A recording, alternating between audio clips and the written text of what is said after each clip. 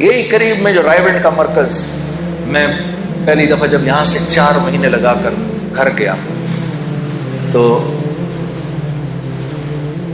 گھر مفتی تقی عثمانی صاحب سے میں نے گزارش کی حضرت تشریف لے کر آئے، اور یہی بات جو بھی میں آپ سے کہہ رہا ہوں نا، اللہ کے لیے اپنے نفس پر پہلا قدم رکھنا،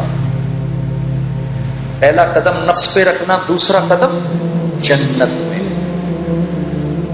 تو طبیعت پر بڑا بوجھ پڑ رہا تھا، میں کیسے کروں گا، میں کیسے کروں گا۔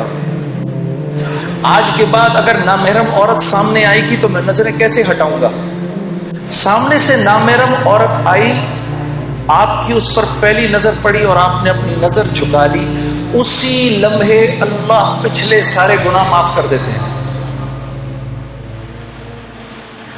اور ایمان کی وہ حلاوت عطا فرماتے ہیں جس کو آپ اپنے سینے میں محسوس کریں گے۔ اسی لیے اللہ رب العزت نے اپنے بندے کے اپنے طرف آنے کو جہد سے تشبیہ دی۔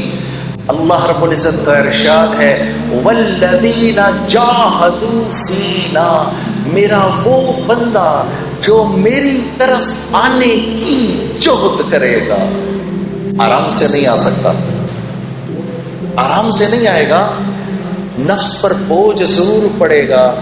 جو جہد کرے گا، جب بیٹا کسی غلط بات کا مطالبہ کرے تو بیٹے سے کہے گا بیٹا باوجود اس کے کہ تو میری اکیلی اولاد ہے، لیکن میں کیا کروں، یہ گناہ میں نہیں کر سکتا کیونکہ اللہ اور اس کے رسول کا حکم نہیں ہے، یہ میں نہیں کروں گا بیٹا، یہ میں نہیں کر سکتا۔ اس کو اللہ فرما رہے ہیں والذین جاہدوا فینا، جو میری طرف آنے کی کوشش کرے گا، لنہدینہم سبلنا، میرے بندے غور سے سن، میں ضرور در ضرور در ضرور تیرے لیے اپنی قربتوں کے راستوں کو کھولوں گا، پہنچ جائے گا تو میری طرف۔ تو میں نے جب یہ بات سنی تو میں مفتی صاحب کا چہرہ دیکھنے لگا، میں نے کہا حضرت مجھے بات سمجھ نہیں آئی، مجھے سمجھائیں ذرا، مجھے نہیں بات سمجھ میں آئی۔ اللہ کی قربت کے راستے کیا ہیں؟ تو فرمانے لگے کبھی اس ماں کو دیکھا ہے جو پہلی مرتبہ اپنے بچے کو زمین پر کھڑا کرنے کی کوشش کرتی ہے، 8، 9 یا 10 ماہ کا بچہ ہوتا ہے یا 1 سال کا، جب اس کو پہلی دفعہ کھڑا کرتی ہے تو اپنی دونوں انگلیاں اس کے ہاتھ میں دیتی ہے، پھر اپنے ہاتھ چھڑوا کے پیچھے ہو جاتی ہے۔ اب بچہ ماں کی طرف بڑھنے کے لیے پہلا قدم اٹھانے لگتا ہے، ابھی پہلا قدم اٹھا نہیں سکتا، ماں فرتے جذبات میں دوڑ کر اس کو پھر گلے لگا لیتی ہے۔ جب بندہ اس بات کا عزم کرتا ہے میرے رب تو کتنا میرا کریم رب ہے، اب تک میں نے کتنا تجھ کو ناراض کیا، آج کے بعد یا اللہ میں تیرے حکموں کو نہیں توڑوں گا، میں پوری کوشش کروں گا کہ یا اللہ میں تیرے حکموں کو پورا کروں، کمی بیشی رہ جائے تو معاف کر دینا۔ جب وہ یہ ارادہ کرتا ہے تو اللہ رب العزت دوڑ کے آ کے اپنے اس بندے کو سینے سے لگا لیتے ہیں۔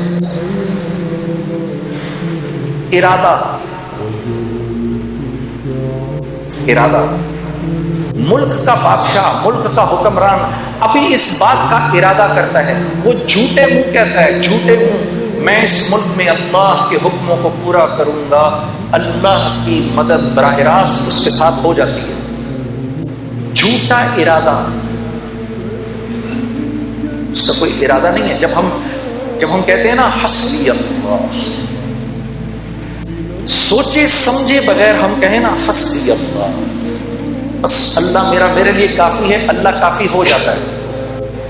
حسبی اللہ لا الہ الا هو علیہ توکلت وہو رب العرش العظیم۔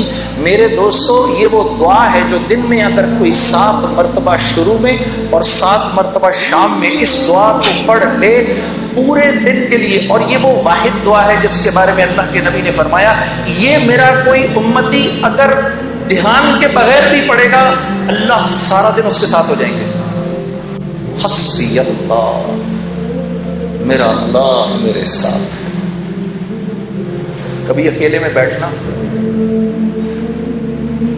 اللہ سے اپنے گناہوں کی معافی مانگ کے پھر تھوڑی دیر میں دل کو ایک تسکین ہوگی، 2 آنسو نکلیں گے، سمجھ جانا اللہ نے خوش ہو کے معاف کر دیا۔ پھر کہنا آنکھیں بند کر کے حسبی اللہ.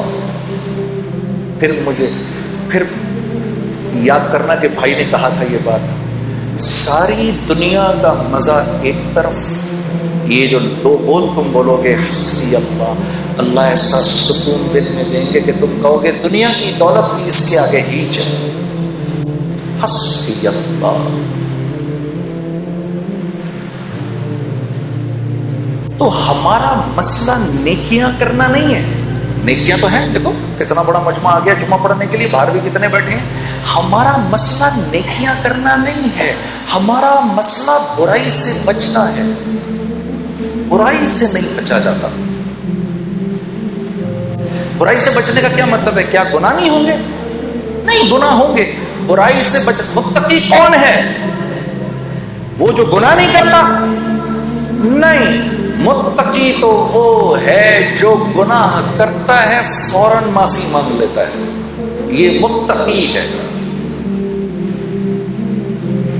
گناہ کیا معافی مانگ لو، اللہ مجھے معاف کر دے، معاف ہو گیا. پھر گناہ ہوا، یا اللہ مجھے معاف کر دے، پھر معاف ہو گیا، یا اللہ معاف کر دے.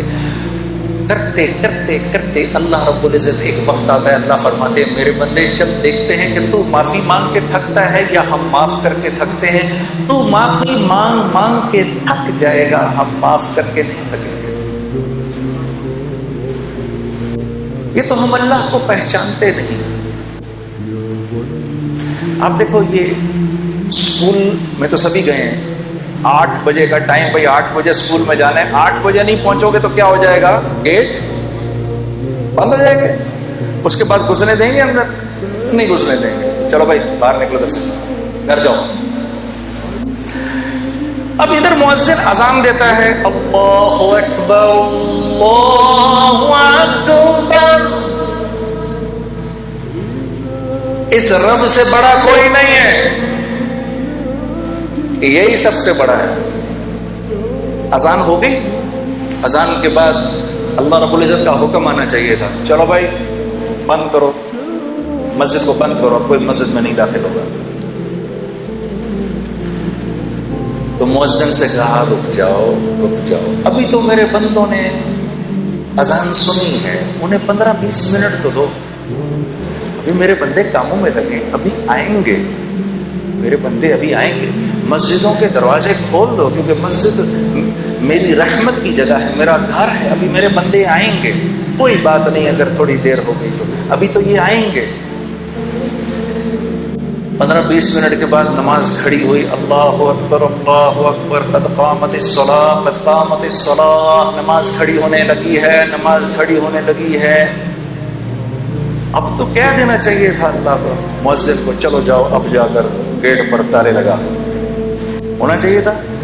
بھائی سمجھ میں آنے والی بات ہے نا. 8 بجے اسکول بند ہو گیا، اب نہیں آ سکتا کوئی اندر، تو اللہ کو بھی تو، اللہ تو اسکول سے بڑا ہی ہے. لیکن نہیں، تالے نہیں لگانا، کوئی بات نہیں، تمہاری نماز کھڑی ہوگی، پیچھے سے میرے بندے آ رہے ہیں، کھول کے رکھو.